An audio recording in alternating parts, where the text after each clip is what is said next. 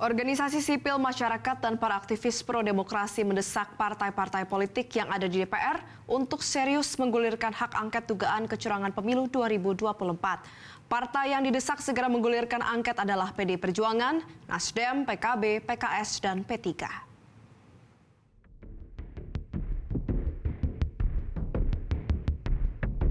Desakan agar partai-partai politik di DPR segera menggulirkan angket dugaan kecurangan pada pemilu 2024 terus disuarakan berbagai kalangan. Mantan penyidik KPK Novel Baswedan, lalu mantan Ketua KPK Abraham Samad, ahli hukum seperti Bivitri Susanti, dan seniman seperti Panji Pragiwaksono menjadi bagian dari 50 tokoh yang bersuara agar partai politik segera menggulirkan angket.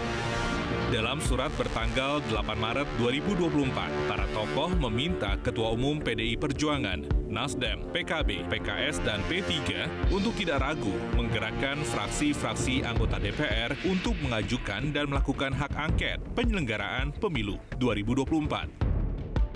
Sekjen PDI Perjuangan Hasto Kristianto mengatakan partainya sudah menyiapkan naskah akademik yang sedang ditinjau ahli hukum. Hasto mengatakan PDIP tidak ingin kalah oleh pemerintahan otoriter jilid kedua. Akademiknya sedang disempurnakan, tapi revisi 0 sudah dikeluarkan. Sekarang juga sedang mendapat review dari beberapa pimpinan civil society, beberapa pakar hukum, beberapa pakar IT, dan pada saat bersamaan itu kita bangun kesadaran bahwa yang ingin kita benahi adalah rusaknya nilai-nilai demokrasi.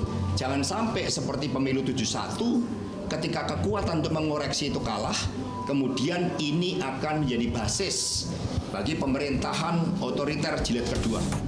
Sementara itu, Ketua Umum Partai Kebangkitan Bangsa, Muhaimin Iskandar mengatakan tidak perlu menunggu partai lain karena PKB pasti akan mendorong angket. Saya kira tidak perlu ketemu juga. Buat apa ketemu tadi juga nggak ada kepastian rencana berikutnya. Ya. Kalau mau tahu yang sesungguhnya ya kita lihat di DPR aja. Tapi yang jelas tanggung jawab sejarah kita mengharuskan kita harus memulai untuk evaluasi semua sistem ini dengan angket DPR. Artinya PKB mendorong angket ya? Ya pastilah. Pasti. Tapi akan tanda tangan semua yang di Senayan. Iya, syarat itu harus terpenuhi.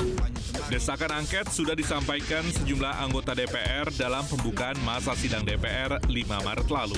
Tapi pimpinan sidang saat itu, Ahmad Sufmi Dasko, mengatakan aspirasi angket tidak ditolak, tapi harus sesuai prosedur. Sudah ada prasyarat yang harus dipenuhi oleh yang mengajukan, kemudian diajukan ke pimpinan DPR.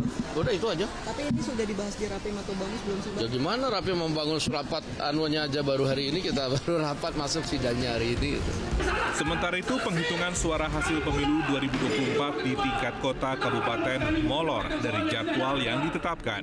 Dalam surat yang diedarkan KPU disebut, ada beberapa kota kabupaten yang belum menyelesaikan rekapitulasi karena kendala dan faktor situasi di luar kendali.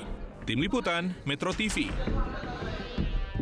Jelajahi cara baru mendapatkan informasi. Download Metro TV Extend sekarang.